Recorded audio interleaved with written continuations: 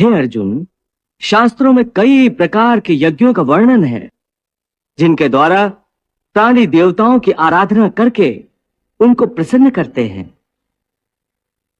हे अर्जुन, समस्त देवता मेरा ही स्वरूप है, इसलिए इन यज्ञों के द्वारा प्राणी मेरी ही आराधना करते हैं।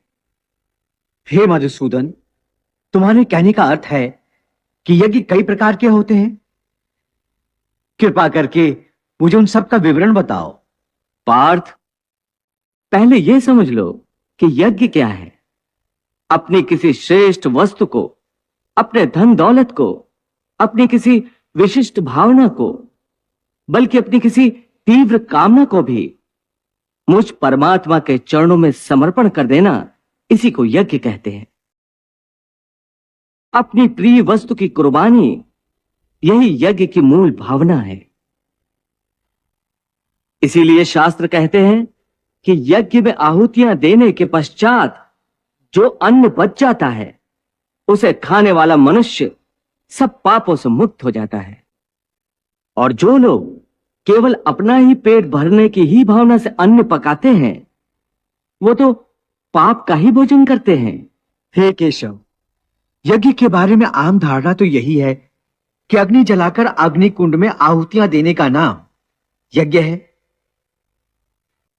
परंतु हे माधव, तुम तो कहते हो कि जन कल्याण का कोई भी कर्म यज्ञ है। अपने किसी प्रिय वस्तु का बलिदान अथवा त्याग भी यज्ञ है। इसका अर्थ क्या है?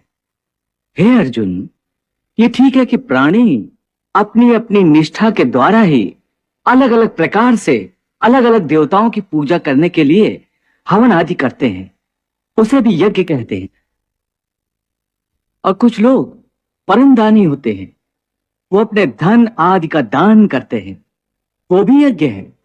उसे द्रव्य यज्ञ कह कई योगी निस्वार्थ भाव से विद्या दान करते हैं, उसे ज्ञान यज्ञ कहा जाता है। इसके अतिरिक्त अष्टांग योग साधन की कुछ योगिक क्रियाएं भी ऐसी हैं जिनके द्वारा कई योगी पुरुष आध्यात्मिक सिद्धियों के लिए प्राणायाम की क्रियाओं पर आधारित प्राण यज्ञ करते हैं। ये प्राणायाम की क्रिया पर आधारित यज्ञ कैसे होता है केशव?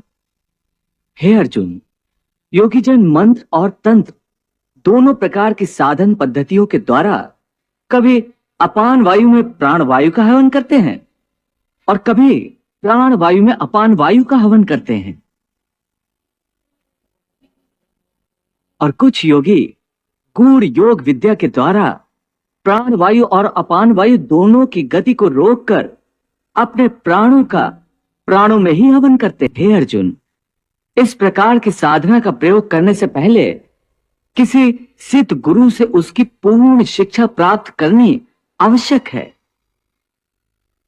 उसके लिए प्राणी को चाहिए कि बहुत विनम्र होकर गुरु से बार बार प्रार्थना करे, तो गुरु प्रसन्न होकर उसे इन सब का ज्ञान प्रदान करेंगे।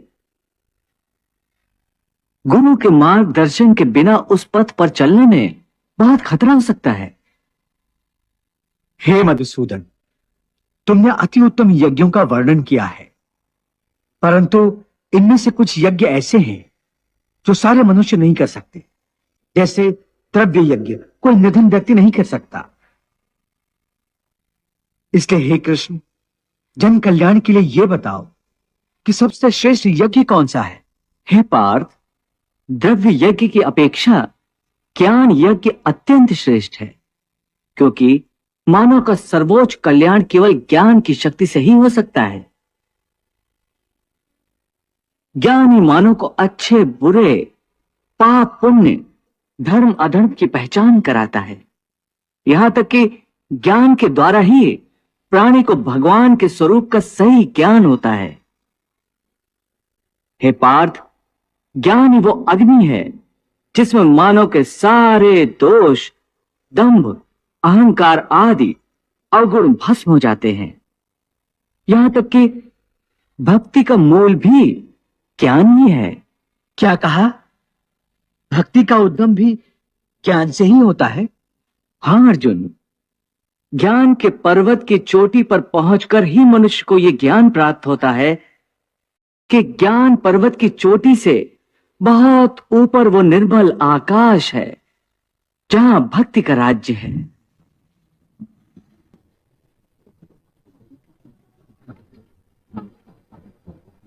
और जब प्राणी उस भक्ति के आकाश में पहुंचता है, वही प्रभु उसका हाथ पकड़कर उसे अपने श्री चरणों में ले जाते हैं।